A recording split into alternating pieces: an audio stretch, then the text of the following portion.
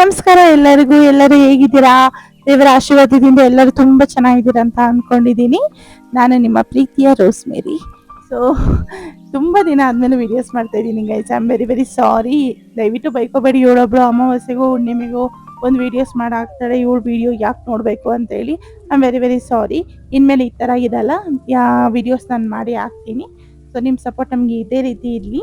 So ಇವತ್ತಿನ ಒಳ್ಳೆ ದಿನ ಏನೋ ಸ್ಟಾರ್ಟ್ ಮಾಡೋಣ, ಸುಮ್ಮನೆ ಇದನ್ನ ಹೋಲ್ಡ್ ಮಾಡೋದು ಬೇಡ ಅಂತೇಳಿ ಸ್ಟಾರ್ಟ್ ಮಾಡಿದೆ. ಆ್ಯಕ್ಚುಲಿ ನಾವು ಊರಿಗೆ ಹೋಗ್ತಾ ಇದ್ದೀವಿ.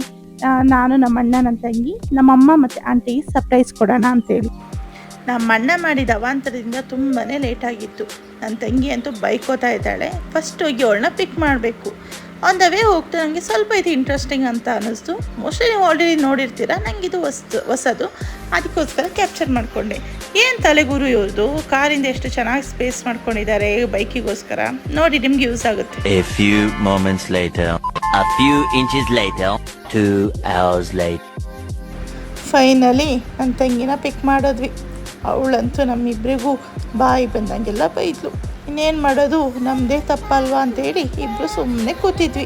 ಅವಳಿಗೊಂದು ಆಮ್ಲೆಟ್ ಕೊಡಿಸಿ ಸಮಾಧಾನ ಮಾಡಿ ಫೈನಲಿ ನಮ್ಮೂರಿಗೆ ಎಂಟರ್ ಆದ್ವಿ.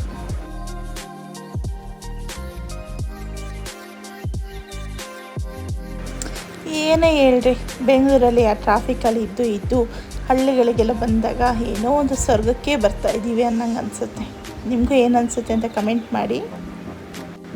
ನಾವು ಸರ್ಪ್ರೈಸ್ ಕೊಡೋಣ ಅಂತ ಹೋಗ್ತಿದ್ರೆ ನಮ್ಮ ಚಿಕ್ಕಪ್ಪ ಒಂದವೇ ನಮಗೆ ಸರ್ಪ್ರೈಸ್ ಕೊಟ್ಬಿಟ್ರು. ಅವ್ರ ಕಡೆಯಿಂದ ಕದ್ದು ಮುಚ್ಚಿ ಕೂತ್ಕೊಳ್ಳೋದ್ರಲ್ಲಿ ನಾವು ವೀಡಿಯೋ ಮಾಡೋದೇ ಮರ್ತು ಹೋದ್ವಿ.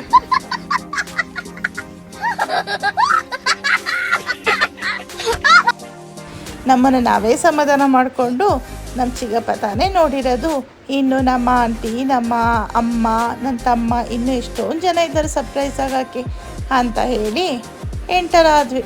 ನೋಡಿದ್ರೆ ಒಂದು ಅರ್ಪಿಳೆನೂ ಹೊರಗಡೆ ಇಲ್ಲ.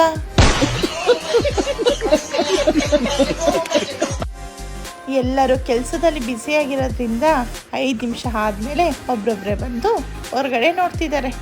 ಬನ್ನಿ ಫೈನಲಿ ನಮ್ಮ ಅಮ್ಮನ ರಿಯಾಕ್ಷನ್ ಹೇಗಿರುತ್ತೆ ಅಂತ ನೋಡೋಣ.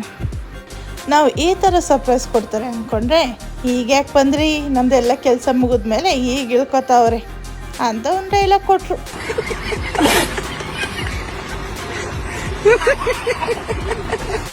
ನಾನು ನನ್ನ ತಂಗಿ ಮನಸ್ಸಲ್ಲಿ ಅಂದ್ಕೊಂಡ್ವಿ, ನಮ್ಮ ಅಮ್ಮಂದಿರು ಮಾತ್ರ ಹಿಂಗೇನಾ, ಇಲ್ಲ ಎಲ್ಲ ಅಮ್ಮಂದಿರು ಹೀಗೇನಾ ಅಂತ. ಬಟ್ ಫೈನಲಿ ಅವರಂತೂ ಖುಷಿಯಾಗಿದ್ರು ಅಂತೇಳಿ ಅವ್ರ ಫೇಸಲ್ಲಿ ಗೊತ್ತಾಗ್ತಾ ಇತ್ತು. ನನ್ನ ತಮ್ಮನ ಒಳಗಡೆ ಕೆಲಸ ಮಾಡ್ತಿದ್ದ, ಅವನು ಕೂಡ ಹೊರಗಡೆ ಬಂದು ನೋಡ್ತಿದ್ದ. ಅಕ್ಕ ಫೈನಲಿ ಬಂದ್ರಲ್ಲ, ಖುಷಿ ಆಯಿತು ಅಂತೇಳಿ. ಆಮೇಲೆ ನೆಕ್ಸ್ಟು ನಮ್ಮ ಆಂಟಿನ ಮಾತಾಡ್ಸೋಕೆ ಹೋಗೋಣ ಬನ್ನಿ. ನೆಕ್ಸ್ಟು ನಮ್ಮ ಆಂಟಿ ಡೈಲಾಗ್ ನೋಡಿ.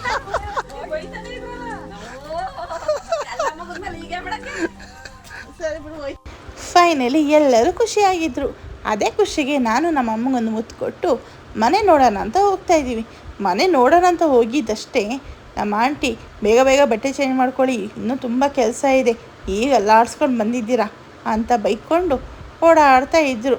ಸರಿ, ನಮ್ಮ ಅಷ್ಟೊತ್ತಿಗೆ ನಮ್ಮ ಅಜ್ಜಿ ಬಂದುಬಿಟ್ಟು ಊಟ ಮಾಡಿ ಫಸ್ಟು, ಆಮೇಲೆ ಮನೆಯೆಲ್ಲ ಕ್ಲೀನ್ ಮಾಡಿ ಅಂತ ಹೇಳಿ ಹೋದರು. ನಾವು ಫಸ್ಟೊಂದು ಮನೆ ನೋಡೋಣ, ಮನೆ ಇನ್ನೇನೇ ನಮ್ಮ ಕೆಲಸ ಪೆಂಡಿಂಗ್ ಇಟ್ಟಿದ್ದಾರೆ ಅಂತ ಅಂದ್ಕೊಂಡು ಮನೆ ನೋಡೋಣ ಅಂತ ಹೋಗ್ತಾ ಇದ್ದೀವಿ.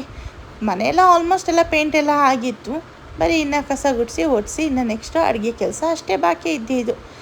ಸೊ ಮನೆ ಈ ಥರ ಇದೆ. ನಮ್ಮ ಹಳ್ಳಿ ಕಡೆ ಮನೆ ಅಂದರೆ ಎಷ್ಟು ಚೆಂದ ಅಲ್ವಾ. ಆ RCC ಮನೇಲಿರೋಕ್ಕಿಂತ ಇಂಥ ಮನೆಗಳಲ್ಲಿರೋದೇ ಒಂಥರ ಖುಷಿ. ಏನು ಹೇಳಿ. ನೋಡಿ, ನನ್ನ ತಮ್ಮ ಎಷ್ಟು ಚೆನ್ನಾಗಿ ಮನೆ ಕ್ಲೀನ್ ಮಾಡ್ತಿದ್ದಾನೆ.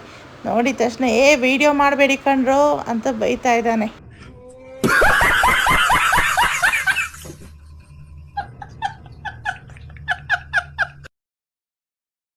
ಈ ವಿಡಿಯೋ ಇಷ್ಟ ಆಗಿದ್ದಲ್ಲಿ please like, share and comment ಮಾಡಿ. ಅದೇ ರೀತಿ ಸಬ್ಸ್ಕ್ರೈಬ್ ಮಾಡೋದನ್ನ ಮಾತ್ರ ಮರೆಯೋಕ್ಕೆ ಹೋಗಬೇಡಿ. ಆದಷ್ಟು ನಿಮಗೆ ಎಂಟರ್ಟೈನ್ ಮಾಡ್ತೀವಿ. So please keep watching. Love you all. Take care. Bye bye. ಸಿಗೋಣ ನೆಕ್ಸ್ಟ್ ವಿಡಿಯೋದಲ್ಲಿ.